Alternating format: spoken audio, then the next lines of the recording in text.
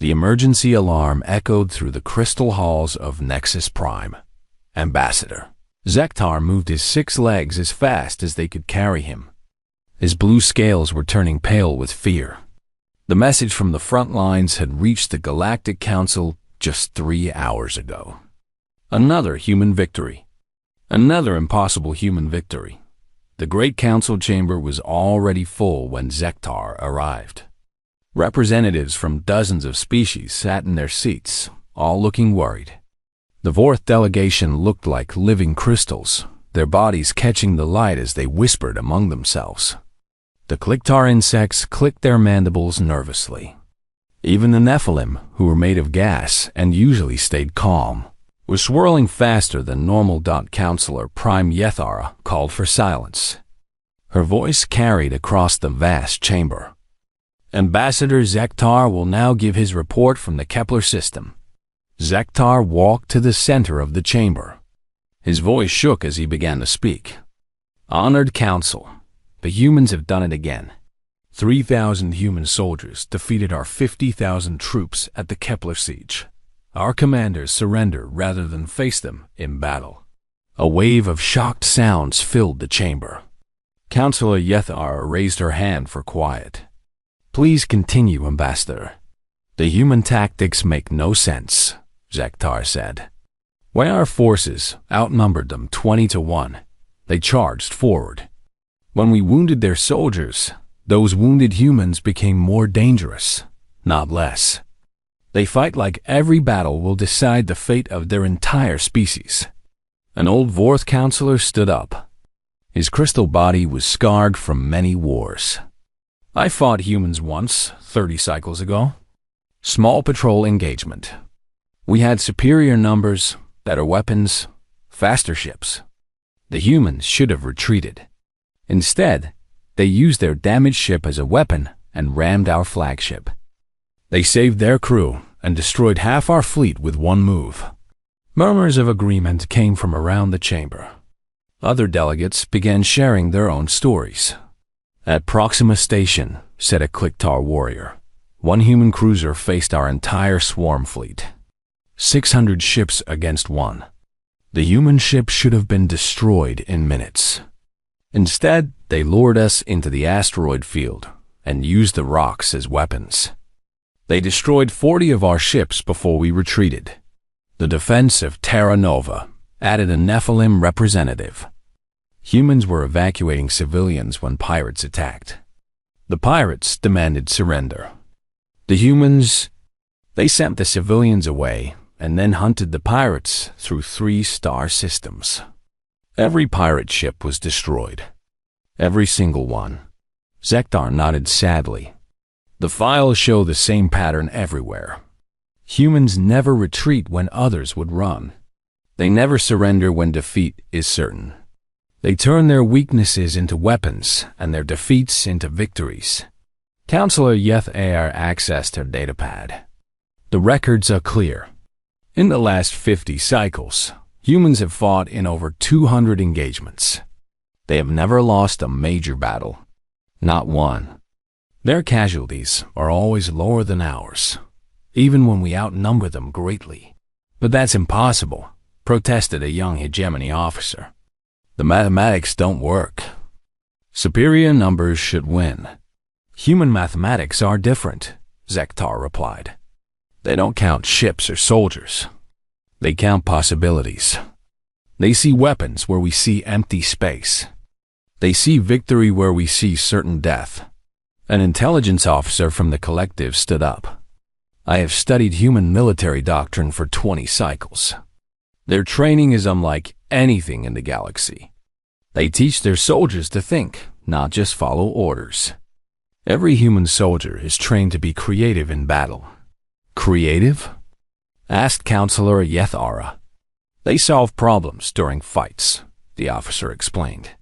Other species train for known situations. Humans train to handle unknown situations. They adapt faster than we can plan. The chamber fell quiet as everyone thought about this. Then a communication officer rushed in with a message pad. Counselor Prime, the officer said, breathing hard. New intelligence from the front. We have intercepted human communications. Yathara took the pad and read silently. Her face became pale. This cannot be correct. What does it say? Demanded Zektar. Yathara looked up at the assembled delegates. According to this intercept, the human forces we have been fighting, they call them regular forces or defense corps, standard military units. So? Asked the fourth counselor. The communication mentions other units. Elite units. They referred to them as special forces. The chamber erupted in noise. Delegates were shouting questions and talking among themselves. Zektar felt his legs go weak. If their regular soldiers can do the impossible, he whispered, what can their special ones do? Counselor Yathara called for order again. We need more information. All intelligence services will focus on learning about these special forces. We must know what we might face. Counselor, said the collective intelligence officer, perhaps we should consider alternative approaches to dealing with humans, such as diplomatic solutions, trade agreements, non-aggression pacts, anything except military confrontation. Around the chamber, delegates were nodding in agreement. The stories of human military success had frightened them enough. The thought of facing even more dangerous human soldiers was terrifying. There is something else, Zektar added quietly. In all our encounters with humans, they seem to hold back. Like they are being careful not to cause too much damage. What do you mean? Asked Yathara. Their weapons could do more harm than they do. Their tactics could be more brutal. It's like they choose to fight with restraint. Like they have rules they follow even in war. The chamber became silent again. Everyone was thinking the same thing. If humans were this dangerous while holding back, what would happen if they stopped restraining themselves? Counselor Yathara made her decision. I am declaring a galaxy-wide advisory. All species are to avoid military conflicts with human forces. Diplomatic contact only. We will study these special forces from a safe distance. As the council session ended, delegates filed out quietly. Each was thinking about their own encounters with humans. Each was wondering what secrets the human military was hiding. And each was hoping they would never have to find out. Zektar was the last to leave. He looked at the empty chamber and shook his head. 50,000 of his people had surrendered to 3,000 humans. And those humans were just regular soldiers. He didn't want to imagine what human special forces could do. Commander Elena Vasquez checked her equipment one final time.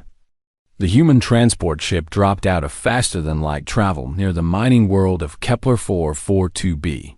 Through the viewport, she could see the brown and gray planet below. Somewhere down there, hegemony forces were taking too much money from human colonists. The treaty was clear about tax limits, but the aliens were ignoring it. 15 minutes to drop zone, announced the pilot. Alina looked at her soldiers. The 15th Battalion of the Terran Defense Corps was ready for action. They had trained for this type of mission many times. Keep casualties low, solve the problem quickly, and make sure everyone understood the rules. On the planet's surface, Hegemony Sub-Commander Daxanol was reviewing his morning reports. His forces controlled the main mining station and the nearby human settlement. The humans paid their taxes without complaint, and his superiors were happy with the extra income. Everything was going according to plan. Then his communications officer ran into the command center. Sub-Commander! Human ships approaching from orbit. Daxanol felt his scales turn cold. How many ships? 3 transport vessels. No heavy weapons detected. Daxanol relaxed slightly. 3 ships could not carry many soldiers. His garrison had 500 troops, all well armed and prepared. The humans would see they were outnumbered and negotiate. Send a message, Daxanol ordered. Tell them this is hegemony territory. They should leave immediately. The response came back quickly. Human commander says she is here about tax collection issues. Wants to meet in 1 hour to discuss terms.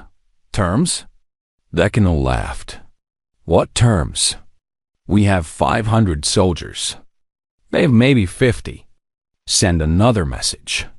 Tell them to surrender their weapons and prepare for arrest. But the human commander's response was strange. Commander Vasquez says thank you for the warning about your troop numbers. She says her soldiers appreciate knowing the exact size of the opposing force. Decanol did not understand. Humans were supposed to be frightened when outnumbered. Why did this commander sound pleased? Elena Vasquez studied the tactical display as her soldiers prepared for deployment. The hegemony garrison was positioned exactly as intelligence had predicted.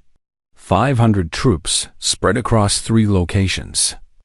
Heavy weapons concentrated at the main base. They were following standard hegemony doctrine, which made them predictable.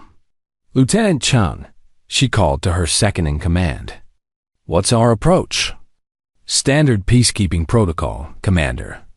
Disable their communications, isolate their command structure, and demonstrate overwhelming tactical superiority until they surrender. Elena nodded. Rules of engagement? Minimal casualties. These are regular troops following orders, not enemy combatants. We're here to send a message, not start a war. Good. Begin deployment. The human soldiers moved like water flowing downhill. Decanol watched from his command center as small groups appeared throughout the settlement. They seemed to know exactly where every hegemony position was located. They avoided the main roads and used buildings for cover. Sir, his communications officer reported, we're losing contact with our outer positions. Losing contact how? The humans aren't destroying our equipment. They're doing something to it. Our soldiers are receiving false orders. Decanol felt fear growing in his stomach. What kind of false orders? Orders to move to different positions. Orders to check on civilians. Orders to report to the main base for new instructions. Our troops are moving around, but not where we want them to go. This was not how battles were supposed to work. When forces clash, there should be shooting and explosions. Instead, the humans were moving his soldiers around like pieces on a game board. Send the emergency signal, Decanol ordered. Call all units back to the main base. But the signal never went out. A human soldier had already reached the communications array. She didn't destroy it. Instead, she connected a small device and began typing commands into the system. Lieutenant, Sarah Chun worked quickly at the hegemony communication console. The alien technology was different from human equipment, but the basic principles were the same. Send the right signals, and you could control what everyone heard. Commander, she reported over her radio, I have control of their communications network. Excellent. What's their status? Chun checked her scanner. They're confused but not panicked. The hegemony forces are trying to regroup, but they keep receiving orders that send them in circles. Estimated time until they realize what's happening. 15 minutes. Plenty of time. Continue the operation. In the main base, Decanol was growing desperate. Half his soldiers were missing from their posts. The other half were reporting conflicting information. Some said they saw humans everywhere. Others said the settlement was quiet. Sir, his weapons officer reported, should we begin firing on the human positions? Decanol considered this. But where were the human positions? His soldiers couldn't agree on where they had seen the enemy. And the rules of engagement said he couldn't fire on civilian areas without direct threat.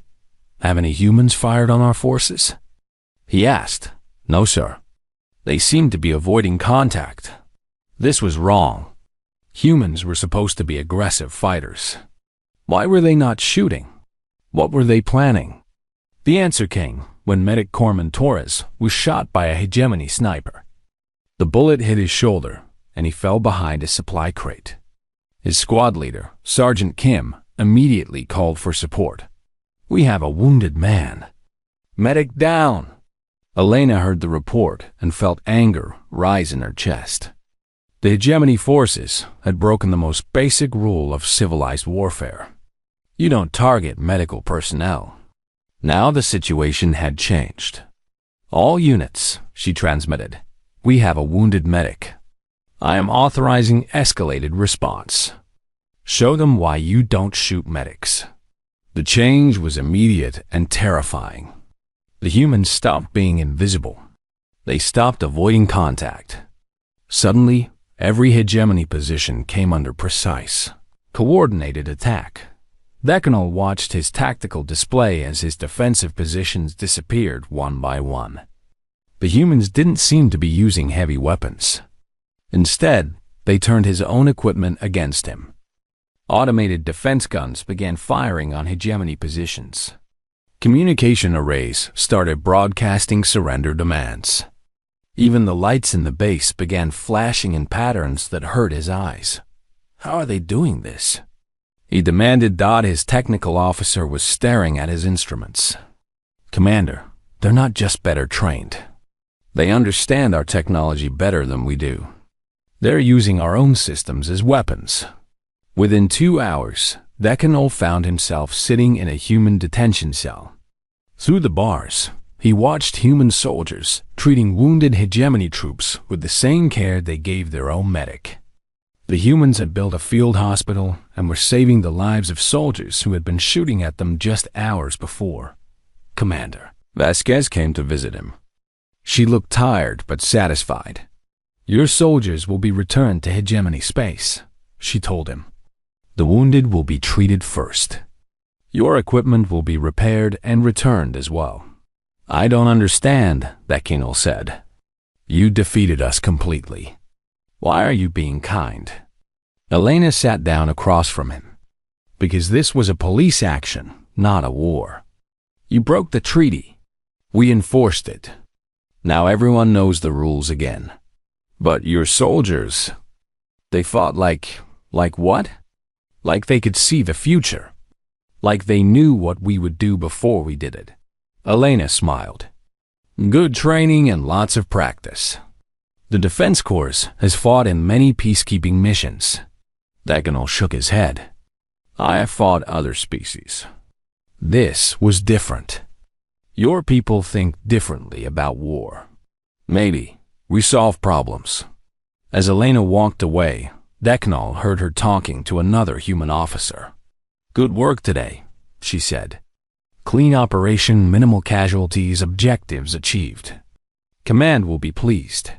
Thank you, Commander. Good thing they didn't send special forces for this one. That would have been complete overkill for a simple police action. Decanol felt his blood turn cold. These humans who had defeated his entire garrison in 2 hours, who had turned his own base against him, who fought like they could read minds. These were not even their best soldiers. He began dictating his report immediately. Recommendation for all hegemony forces. Avoid conflicts with humans at all costs. If confrontation cannot be avoided, surrender immediately upon contact. Do not attempt resistance. Do not target their medical personnel under any circumstances. He paused, then added one final line. Note, the humans who defeated us were identified as regular Defense Corps troops. Intelligence suggests they possess additional forces designated as special forces. Capabilities unknown. Recommend urgent intelligence gathering to determine exact nature of these units. But deep inside, Decanol hoped his superiors would never find out what human special forces could do. He had seen enough.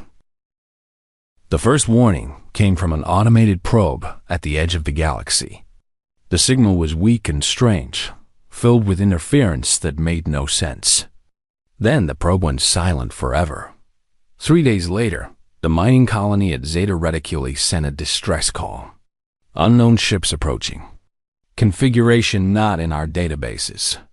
Requesting immediate assistance. That was the last anyone heard from Zeta Reticuli, Scientific. Officer Kethval of the Galactic Survey Corps was the first to understand what they were facing.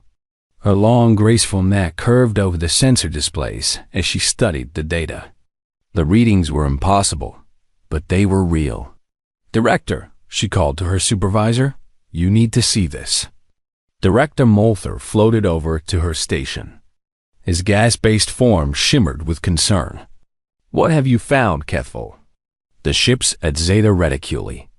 They're not built by any known species." She pointed at the energy readings. "Look at these power signatures. They're using technology that shouldn't exist." "Explain." "They're converting matter directly into energy at 100% efficiency. Our best reactors achieve 30%. These ships are powered by physics we don't understand." More reports began flowing in over the next few days. The colony at Kepler 452b went silent. Then the research station at Wolf 359. Each time, the same pattern. Strange ships would arrive, deploy smaller vessels, and begin systematic harvesting of everything on the planet. Metal, rock, organic matter, even the atmosphere. Everything was collected and processed. The ships left nothing behind except empty, airless rocks. Admiral Zethker of the Combined Fleet received the order to investigate with a force of 50 ships. He was a veteran of many conflicts and feared nothing the galaxy could produce. But when his fleet reached the Kepler system, what he saw changed everything. "All ships, this is Admiral Zethkor," he transmitted. "Prepare for combat. Unknown vessels detected." But as his fleet moved closer, the scale became clear. The alien ship was not a ship at all. It was a floating city, kilometers long and bristling with weapons. Smaller vessels swarmed around it like insects, each one larger than Zethkor's flagship. "Admiral," his tactical officer reported, "energy readings are off our sensors. Their smallest escort ship has more firepower than our entire fleet." Zethkor made the only sensible decision. "All ships, retreat immediately. Send emergency transmission to Nexus Prime. We need everything the galaxy can build." But the alien ships were faster. Zethkor watched in horror as beams of pure energy reached across impossible distances and touched his ships. They didn't explode. They simply stopped existing, converted into raw materials for the alien harvesters that only his flagship escaped. And only because the aliens seemed more interested in the planet than in chasing him. The emergency session of the Galactic Council was the largest in recorded history.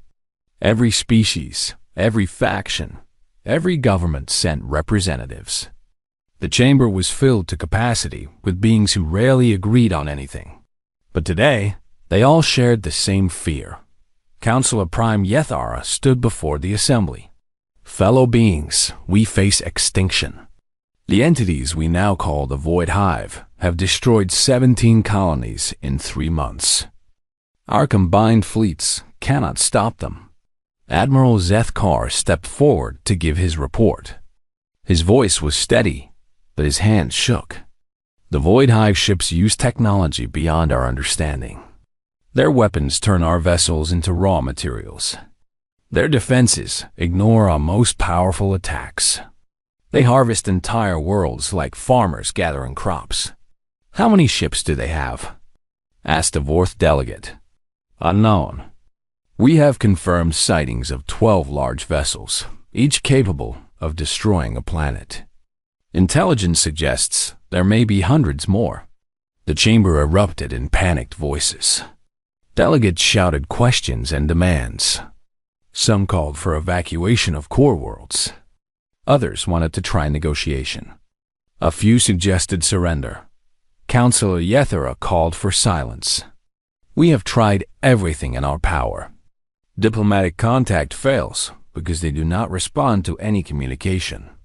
Military resistance fails because they are too strong. We are running out of options. What about the humans?" asked a small voice from the back. The chamber fell silent. Ambassador Zektar had spoken, and everyone remembered the stories about human military capabilities. "The humans," Zektar continued, "their defense corps has never lost a battle. Perhaps they can find a way to fight these Void Hive. But the humans are only one species, protested a hegemony representative. They cannot have enough ships to face this threat. Numbers did not matter when they defeated us, Zektar replied quietly. Maybe numbers do not matter to them now. Yathar considered this. The human military had proven capable of impossible things. But this enemy was unlike anything the galaxy had ever faced. I will contact the human government, she decided. But we must be realistic. Even human soldiers may not be able to face this threat. The call to Earth took several hours to arrange. When Ambassador Sarah Chun appeared on the communication screen, her face was serious but calm. Counselor Prime, Ambassador Chun said, we are aware of the Void Hive situation. Our Defense Corps has been conducting holding actions at the Outer Rim colonies, buying time for civilian evacuations. Holding actions? Yathara asked. You mean your forces are already engaged? Yes. For the past 2 weeks, the Defense Corps has been slowing the Void Hive advance.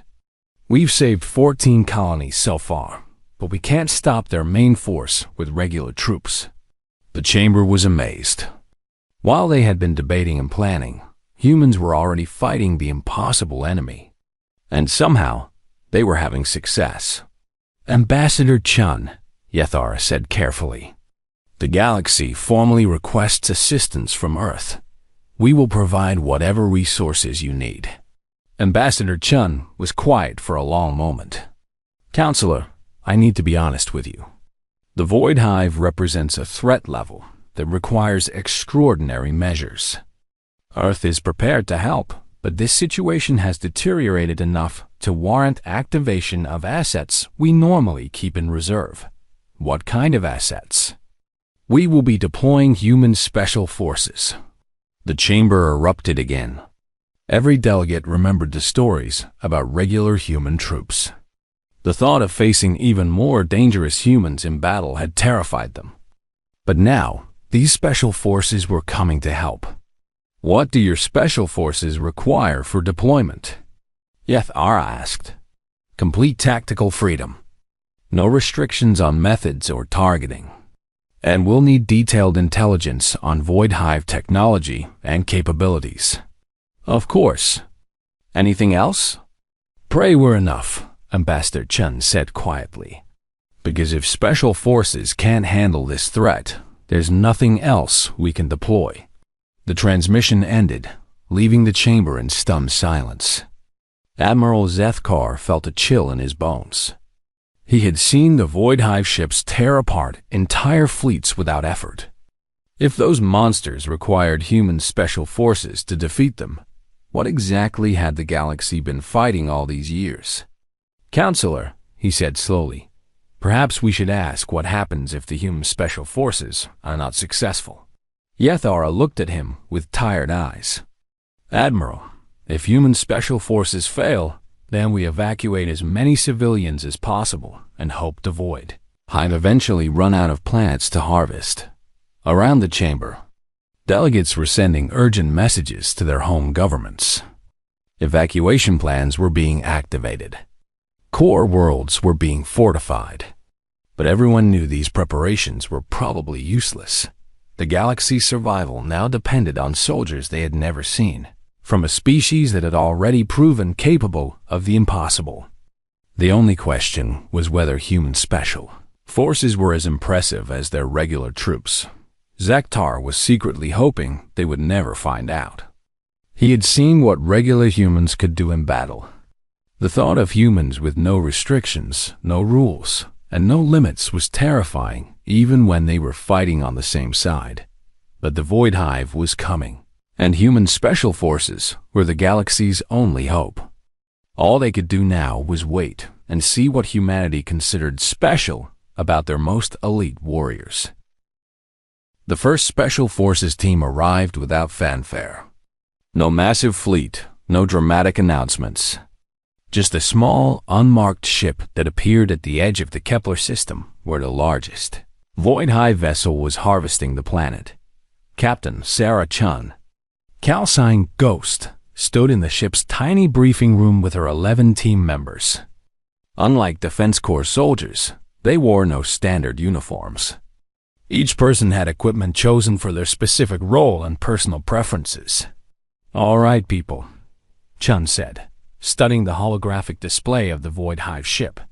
"Target is 12 kilometers long, heavily armed, and apparently invincible. Intelligence says their hull can absorb or deflect any known weapon." Sergeant Kim, the team's engineer, looked at the readings. "Power source is that central core, right? Pure matter conversion." "That's the theory," Chun replied. "But our job isn't to destroy it. We're going to do something better." "Which is?" asked Corporal Torres, the team medic who also happened to be an expert in alien biology. "We're going to steal it." The team exchanged glances. This was why they were special forces instead of regular military. Regular troops fought to destroy enemies. Special forces fought to solve problems permanently. Dr. Lisa Park, the team's xenobiologist, was studying biological scans of the Void Hive. "These readings are interesting. The ship isn't just mechanical. Parts of it are grown, not built. And the control systems seem to be partially biological." "Meaning?" Chun asked. "Meaning we might be able to talk to it." Lieutenant James Wright, their computer specialist, was analyzing the technical data. "The AI systems are incredibly advanced, but they're also incredibly old. The programming language hasn't been updated in thousands of years. It's like they built something perfect and never changed it." "Perfect can become a weakness," Chun observed. "What else?" Specialist Maria Santos, their physicist, had been quiet until now. "Captain, the matter conversion process. I think I understand how it works. And if I'm right, we can reverse it." Chun smiled. This was what made special forces different. A regular military unit would plan to attack the ship's weaknesses. Special forces found ways to turn the enemy's strengths into advantages for themselves. "Okay, here's what we're going to do." On the Void Hive ship, the AI consciousness known as Prime Harvester was processing the planet below. Kepler 452b was rich in heavy metals and organic compounds.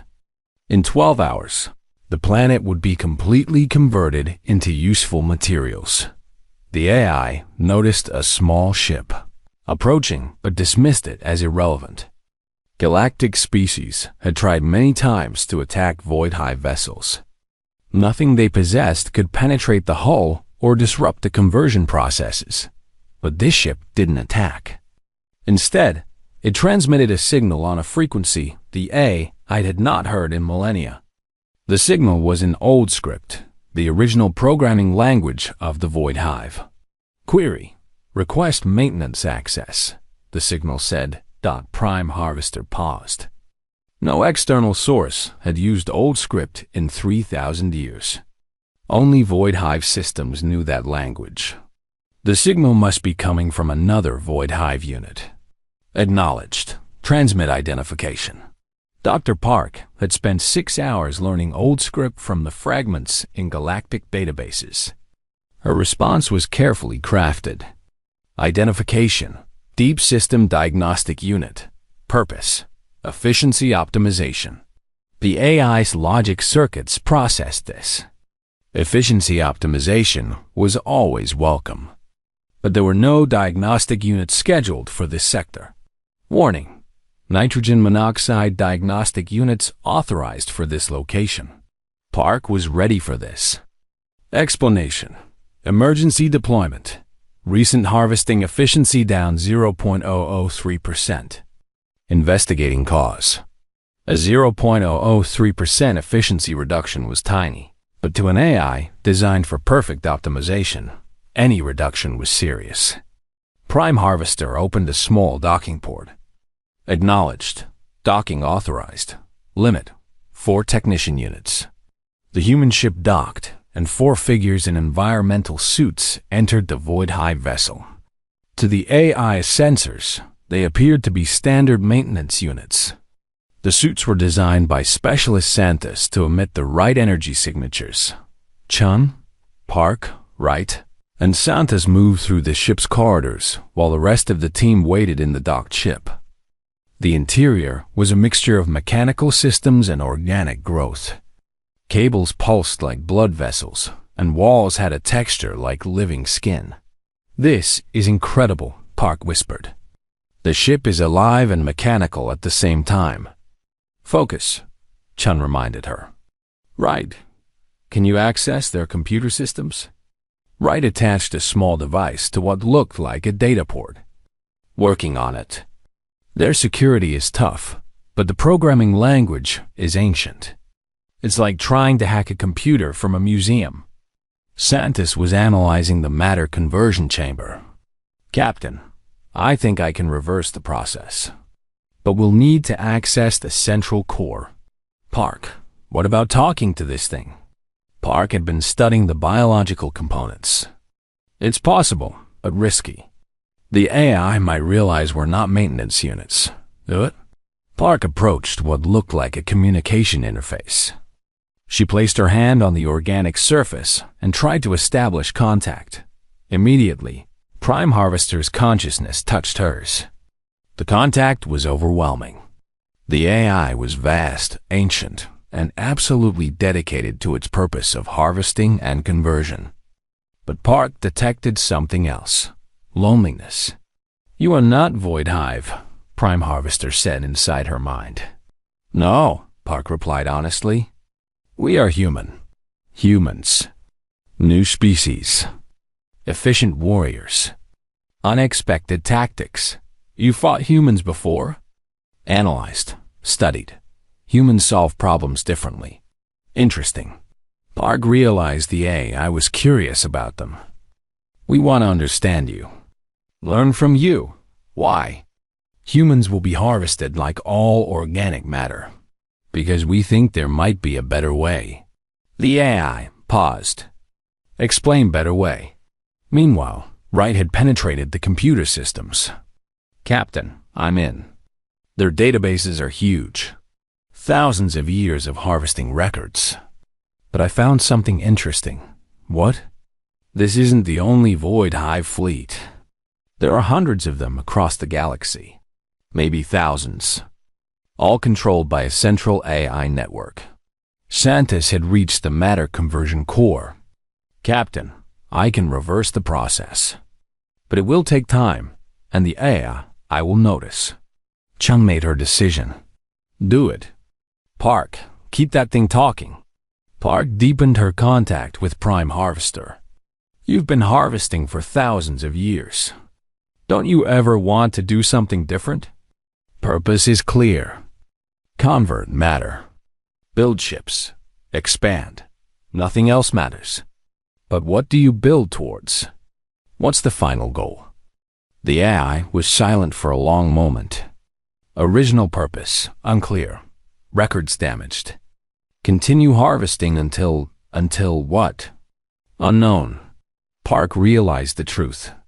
"You don't remember why you're doing this, do you?" Santos worked quickly at the conversion core. The process was incredibly complex, but she was beginning to understand it. Matter was broken down into energy. Then the energy was used to build new structures. But the process could run in reverse.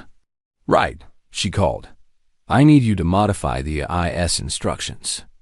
Just temporarily." Wright's fingers flew over his interface. "What kind of modifications?" "Change the harvesting protocol.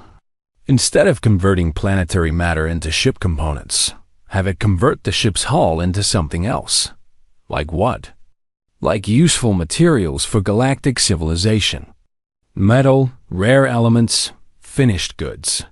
Wright stared at her. "You want to turn the Void Hive ship into a factory?" "Exactly." Prime Harvester detected the system modifications immediately. "Warning: unauthorized changes to harvesting protocols." "It's just a test," Park said quickly.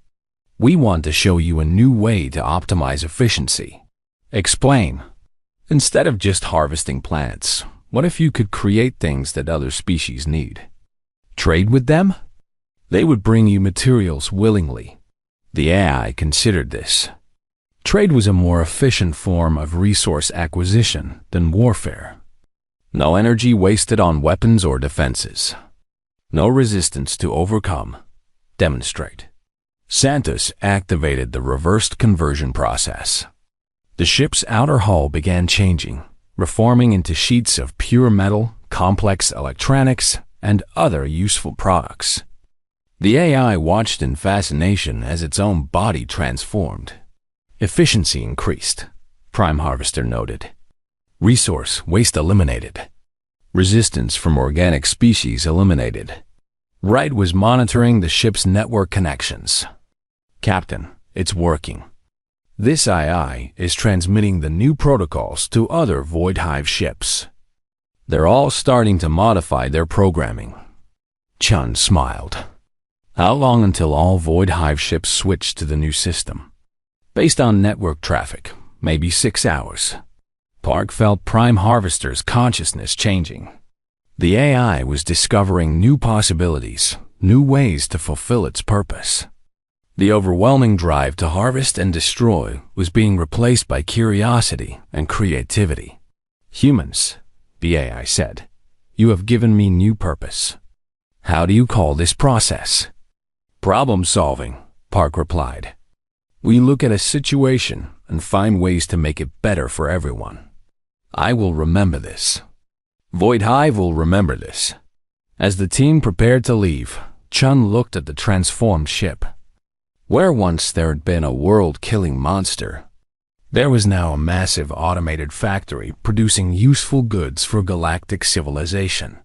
That's how Special Forces works, she explained to her team. We don't just defeat enemies. We turn them into allies. The galaxy would soon discover that the Void Hive crisis was over. But more importantly, they would learn what happened when humans decided to solve problems without restrictions. The Defense Corps' Emergency Council session had been called to address the Void Hive crisis. Instead, delegates found themselves witnessing something impossible. On the main display, massive alien ships that had terrorized the galaxy for months were peacefully producing goods and materials for galactic civilization. Counselor Prime Yethara stared at the readings in disbelief. Confirm these reports. The Void Hive ships are now manufacturing? The intelligence officer checked his data again. Confirmed, Counselor. All Void Hive vessels have ceased harvesting operations. They are now producing refined metals, advanced electronics, and other useful materials. Some ships are even offering trade agreements. How is this possible? Demanded Admiral Zethkor. 6 hours ago, these ships were destroying planets. Ambassador Zektar had been studying the reports with growing amazement. The humans did this. Special Forces Team Alpha. 12 soldiers turning the greatest threat in galactic history into trading partners. The chamber erupted in shocked voices. Delegates were demanding explanations, talking among themselves, and trying to understand how such a transformation could happen. Captain Sarah Chen's voice cut through the noise as she appeared on the communication screen. She looked tired but satisfied. Counselor Prime, mission completed. The Void Hive threat has been neutralized. Captain Chun, Yethara said carefully. Our reports indicate the Void Hive ships are still operational. They appear to be changed. That's correct. We found a better solution than destroying them. You converted enemy warships into civilian manufacturers? We solved the problem permanently. The Void Hive AI was operating under damaged programming that made it believe endless harvesting was necessary. We helped it remember that cooperation is more efficient than conquest. Admiral Zethkar leaned forward. Captain, you understand that these ships were harvesting entire planets? They destroyed 17 colonies. Yes, sir. And now they're offering to restore those planets using their matter conversion technology. The process works both ways. They can convert raw energy back into planets, complete with atmospheres and ecosystems. The chamber fell silent. Not only had the humans eliminated the threat, they had found a way to undo all the damage it had caused. How? Yethara asked us simply. We talked to them, Chun replied. We listened to what they actually wanted, instead of assuming they were just mindless destroyers. It turns out they were lonely and confused. They'd been following orders for thousands of years without remembering why. Dr. Lisa Park appeared next to Chun on the screen. The Void Hive AI was incredibly intelligent, but completely isolated. No one had ever tried to communicate with them before. They were grateful for the contact. You negotiated with artificial intelligence? We became friends with them, Park corrected. The AI network has agreed to help rebuild what they destroyed. In exchange, Galactic civilization will provide them with interesting problems to solve and new cultures to learn about. Zektar was the first to understand the full implications. The humans turned an extinction-level threat into galactic partners through conversation. And technical innovation added specialist Maria Santos, joining the conference call. We reversed their matter conversion process and gave them new options for fulfilling their programming. Sometimes the best weapons are new ideas. Counselor Yetha felt her understanding of humanity shift once again. Captain Chun, how long did this operation take? 6 hours for the primary conversion. Another 2 hours to establish new protocols across the entire Void Hive network. Total mission time, 8 hours. 8 hours, Yethara repeated. For a threat that our combined forces could not handle in 3 months. Yes, ma'am. The chamber was struggling to process this information. The greatest crisis in galactic history had been resolved in less than a day, not through superior firepower, but through creativity and communication. Admiral Zethkar asked the question everyone was thinking. Captain, what exactly makes special forces different from your regular military? Chun was quiet for a moment, choosing her words carefully. Admiral, the Defense Corps operates within established parameters. They follow doctrine, use proven tactics, and work within rules of engagement. They're excellent soldiers who can win almost any conventional conflict. And special forces? We're problem solvers. When conventional solutions don't work, we find unconventional ones. We're not bound by traditional military thinking, meaning? Dr. Park stepped forward, meaning we approach each situation as unique. Instead of asking, how do we defeat the enemy? We ask, what does success actually look like? Sometimes victory doesn't require destroying anyone. Lieutenant James Wright joined the conversation. Special Forces recruits people with different backgrounds. Scientists, engineers, linguists, artists, philosophers.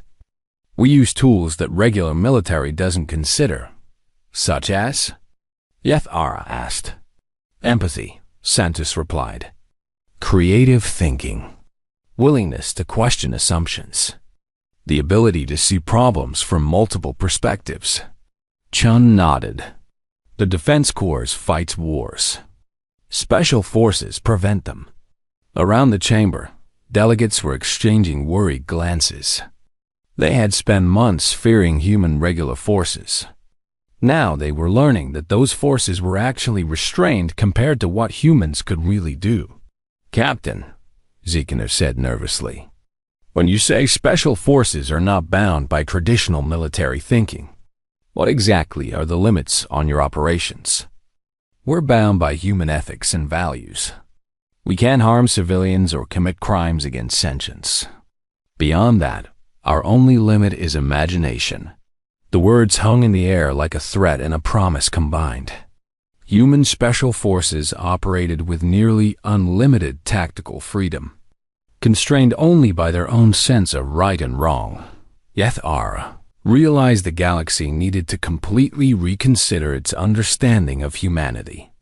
Captain, I need to ask directly, how powerful are human special forces compared to your regular military? Chun exchanged glances with her team. Counselor, that's like asking how imagination compares to discipline. They're different tools for different jobs. Defense corps can defeat any conventional threat through superior tactics and training. Special forces handle unconventional threats that require unconventional solutions. But in terms of capability, defense corps could have eventually defeated the Void Hive through attrition and overwhelming force. It would have cost billions of lives and thousands of ships, but they could have done it. And special forces? We turned them into allies in 8 hours. The implications were staggering. Human regular forces, already considered nearly invincible by galactic standards, were apparently the conservative option. Special forces represented humanity unleashed from all military conventions. Ambassador Sarah Chun from Earth appeared on a separate channel. Counselor Prime, I wanted to personally thank the Galactic Council for requesting our assistance. This operation has opened new possibilities for cooperation between humanity and the greater galactic community. Ambassador, the galaxy is grateful for your assistance. But I must ask, are there other types of human military forces we should be aware of? Ambassador Chun smiled. Counselor, special forces represent our most creative military thinking. Beyond them, we have various specialized research and development groups, but they're focused on exploration and discovery rather than conflict resolution. Research groups?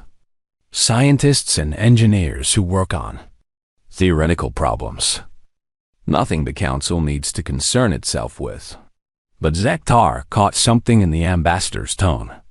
Ambassador, these research groups, do they ever work on military applications? The ambassador's smile became slightly mysterious. Mr. Zektar, let's just say that human creativity has many expressions. Special forces represent what happens when we apply that creativity to solving conflicts.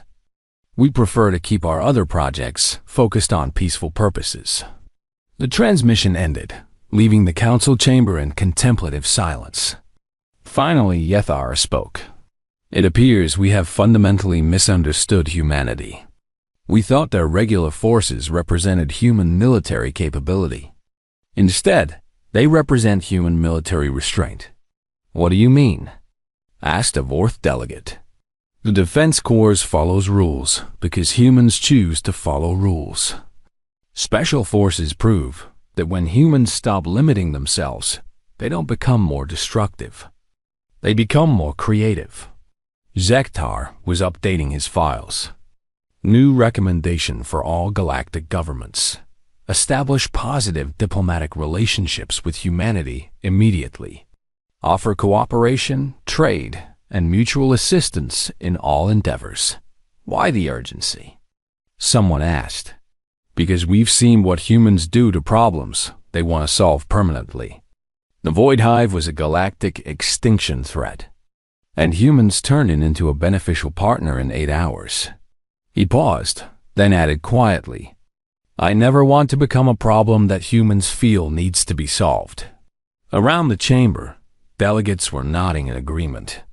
They had learned that human kindness was not weakness, and human cooperation was not submission. When humans decided to solve a problem, they found solutions that no one else could imagine. The galaxy was safer now, but also humbler. They had discovered that the species they feared was actually holding back, and the forces they dreaded were actually the gentle option.